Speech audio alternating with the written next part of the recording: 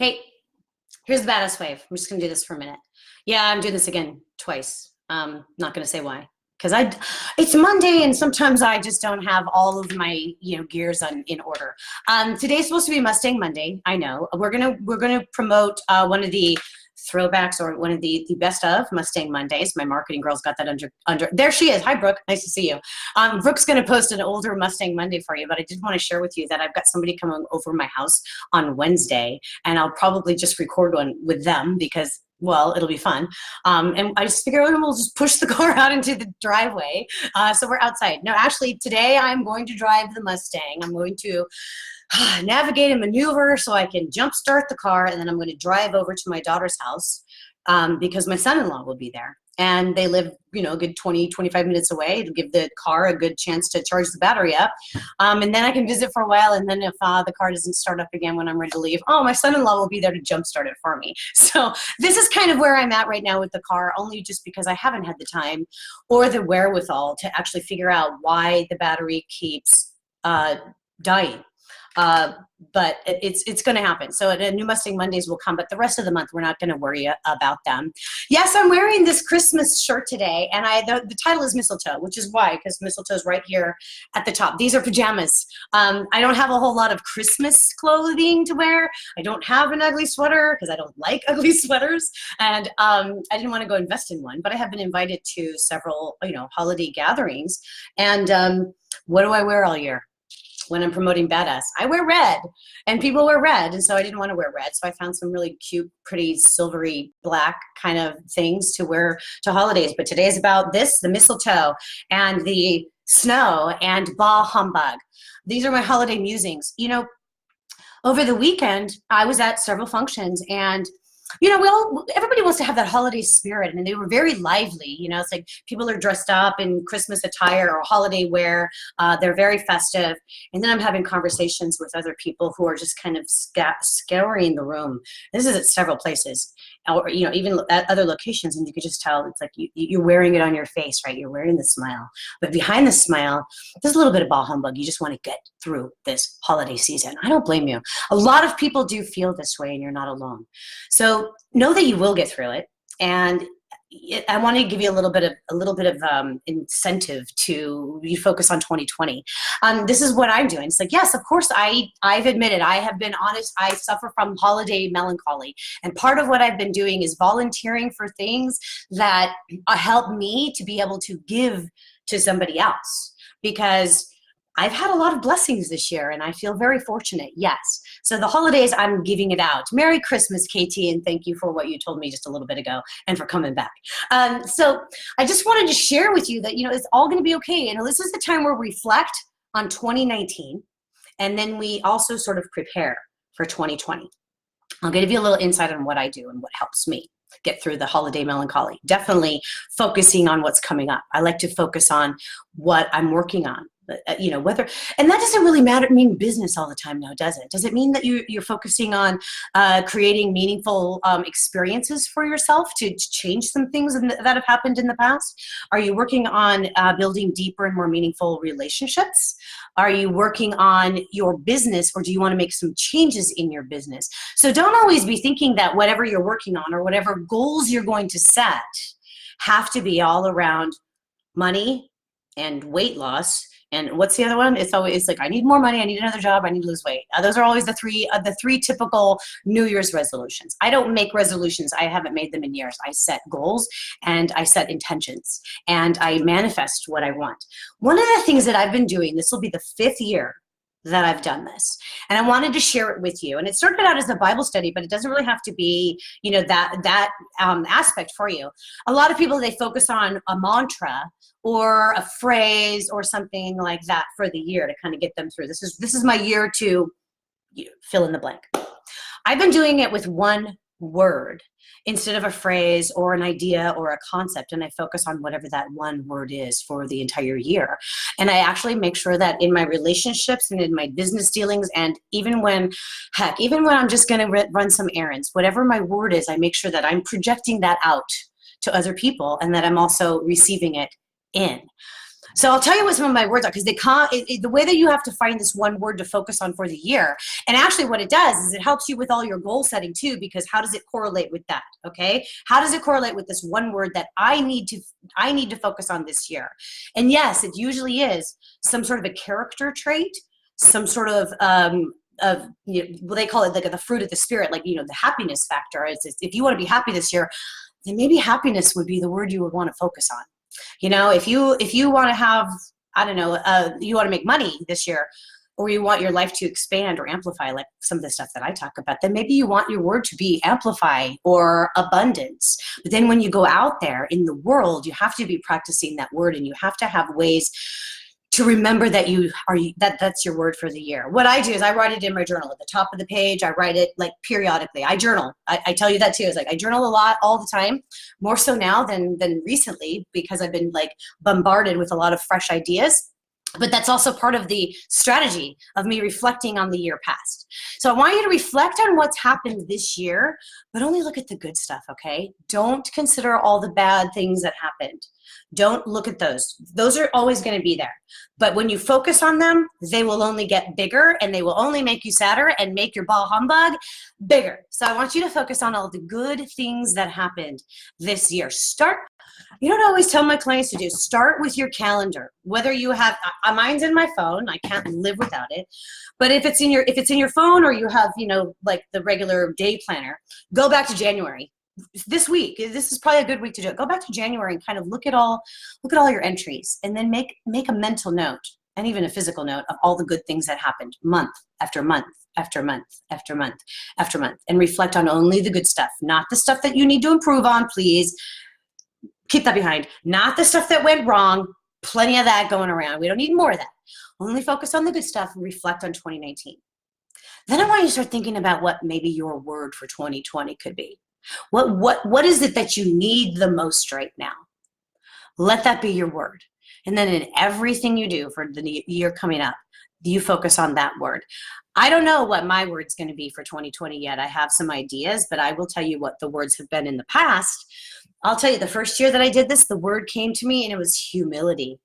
Who wants to focus on humility for an entire year? But it wasn't the kind of humility that I needed to be like embarrassed or humiliated. That wasn't the purpose. It was me allowing myself to serve humbly, to love people with humility, to accept even someone else's love or business experience or whatever in a humble manner. So I was practicing a lot of humbleness in my humility, and it really helped me to grow and to succeed and to establish different kinds of relationships. So that was just my first word, and that was coming up 5 years ago. And so now I'm looking for word number 5. So if you want to do this with me, send me an email, send me a private message, whatever it is. This isn't something that's like you're going to pay and let's really do a challenge. I'm not doing that. I'm just not going to do that at the end of the year. If you want to know this, I will send you the resources. I will work on it with you. Okay. We can just do it for friends. I don't know, however you want to do it. Okay. I'll do it with you. Just let me know. Send me a private message or whatever. Let's find one word to focus on, because here's what I know. This is the winter season. Okay. I talk about a lot about seasons of growth and our seasons in life. And I do that with my apple a day. We're always in a different seasons, and you know what? Seasons change. And so if it's been really dark period in your life, the season's going to change. Trust me, it will. It always does. So I want you to focus on that positive growth and be in that season. Some of the things, it's like, and a lot of people is like, when you think about winter, oh, my camera moved. When you think about winter, you think about pruning back, cutting back, right? That's what we do with our gardening stuff. We trim our trees, we prune everything back. They're going to go dormant for a while. We'll be dormant for just a little while. Reflect on the year past. And as you think about setting goals for 2020, I also want you to consider things that you're going to let go of. Like, okay, you're at your hustle bustle. Focus on what you're going to let go of. I want you to flip the format and make it more positive. So let go of procrastination. So what's the difference? What's the opposite of procrastination? Act, do, okay? Just do. Focus on 2020, do, don't procrastinate. Another one I want you to do is letting go of going to extremes. I tend to do this sometimes too, like when I'm marketing or networking, I get out there and I will overcommit myself. And over the last couple of years, I have really pulled back from overcommitting myself, which I'm very thankful has allowed me to be available for this season to actually give. So don't go to extremes and book yourself so much thinking that that's the way to be successful. The busier you are, that it doesn't mean you're more successful. Okay. So another thing is like, don't stop clinging on to things that have no value for your life today. All right, we often do that. We hang on to dreams, or we hang on to relationships or concepts or ideas that they don't even, they have no relevance in our life anymore, and they don't have any value. Let go of those, okay? Because when you let go of it, it'll make room for whatever else is coming at you, okay? Because stuff will come if you let go and open it up. I mean, isn't that what happens when we prune some sort of a living plant? And it's like, gardeners, come on, follow up with me, right? You cut out the bad part, and what happens is that the new stuff starts to grow. You cut the dead off, new stuff starts to grow. It's the same with our personal lives and our emotions. Cut off the stuff that has no value. It's gone. It's done. And then it makes room for new stuff to grow. Don't you want new stuff to grow in 2020? I know I do. All right. And also, I want you to stop being so busy multitasking. Studies have shown that multitasking is not really such a great skill. It's actually causing you to be less effective in every other area. So carve out specific times and don't multitask. That is nothing to be proud of yourself. Oh, I can multitask. I know I can. Yeah, I can do 15,000 things at once. And guess what? They're not all getting my 100% attention. So if you're a great, let me talk about multitasking when you're in a relationship. I've heard this over and over and over again. And yes, I've experienced it myself in a relationship that I was in. If you're always on your phone, because you're multitasking, you're texting people, you're sending emails, you're blah, blah, blah, and you're with somebody that you care about, a business associate, a family member, a loved one, whatever, your multitasking is not allowing you to be present with that individual. How much is this stuff important to you that's really that you're trying to accomplish? Oh, I just got to send this text real quick. I know I've been guilty of it. I've curbed it a lot. But, it's like when you're in one mode and then you're in another mode, you have to stop. So don't multitask. Make that into the 2020 goal, to stop multitasking and to be more present in people's lives. Major trimming opening new 2020. Good. Love that. Okay. Encouragement. Steve Nicholson. Steve Nicholson keeps calling me BA, and you guys got to know in the comments. That means badass. He always, every time I see him, he's in my Rotary Club. Thank you, Steve. He calls me, hey, BA, how you doing? It's like, I'm good. But please don't call me BA, because it's like, it means other things too. But he calls me BA because it's badass, and that is me. And another thing I want to encourage you to do is stop trying to control other people and comparing yourself to others. So these are some things that as you set goals, you also need to prune back. It's, say, I always encourage my clients, like, yeah, we're putting in, new positive thoughts in our head, but guess what we also need to do? We need to unlearn the things that are breaking us. Okay. So you need to unlearn some behaviors. It's just as important as filling your head with the new ones. You have to push them out, push these in. So one word for the year. I'm not going to make a big announcement about it. I'm not going to talk about it all the time unless I get a handful of you who want to do it. We can make it easy on Facebook. And I'm really just coming up with this morning. My marketing girl's probably going, Kelly, what are you doing? I already had a plan. This isn't part of my marketing plan. This is just me and you. Let's work on one word. We're looking for mine. I'll tell you what my 4 have been. The first one was humility. And then it was love. And I can explain to that later. And then it was allow, which is something that I had a hard time with, allowing people or allowing things to come my way. That was an interesting one. And then this year has been hope. This was my year for hope. So I don't know what my next year is going to be. I'd love to know what yours is going to be.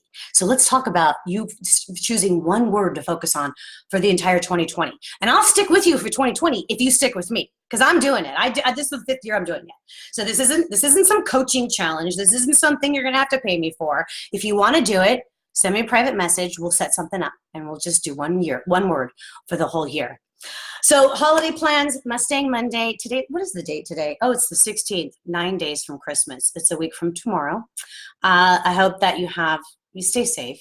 The weather's going to be beautiful today. I know here I am doing like a weather report. Who cares? Look out the window. If you're driving down the road later, you'll see what the weather's like. I don't have much more to say about that. I'm going to do another video this week, a couple actually, as we get closer to Christmas, because I am running into a lot more people that are experiencing the holiday melancholy, almost at melancholy. That actually works, doesn't it? Melancholy, the holiday melancholy. A lot of you have it, and I see you. I do see you, and I just want to be a positive light in your world. So if you just, I even called somebody earlier, a coaching client of mine. I called and I hadn't talked to in a month or so. just check in and say, hey, Merry Christmas. And she was so grateful that I called her. She says, it's so weird. I was thinking about you. And I'm like, that's not a coincidence. So if you need some positivity and you need someone to give you some holiday cheer, even though I too have Bah Humbug melancholy, I'm here for you. So I see you, so please see me. You guys have a great Monday. I'm gonna be out cruising the Mustang in a little bit. I gotta go charge that sucker up, jumpstart it. I really need to figure out something else. I think I'm gonna back end her into the garage now instead of front end, because that might be the safer for me. I love driving this car, and I need to drive this car. Because remember, it's my badass car, and I need a badass attitude. So I need to get in there and just kind of blow the doors off on the freeway, going real fast. So, I mean, that thing would just take off like a rocket. And I love that. So you guys have a great Monday. Maybe you'll see me on the road. I don't know. We will see. But I know that Brooke is going to post one of the best of Mustang Mondays for us today. And I just wanted to hop on and give you some encouragement. Mistletoe, I'm wearing a Christmas shirt. Yeah. I'm not wearing red for the holidays, so I have to get creative. So I'm doing a little silvery black kind of look. Oh yeah, look at this. I'm gonna wear this tonight. Yes, I'm gonna be a little angel, I think, for Christmas. You guys have a great day. I'll see you later. Probably, I don't know, tomorrow or Wednesday. You'll see me. Have a great day. Thank you for all these comments. I love them. And I will see you later. I'm Kelly Orchard, the Badass Certifier, reminding you to be bold, be brave, be confident, and be badass in 2020.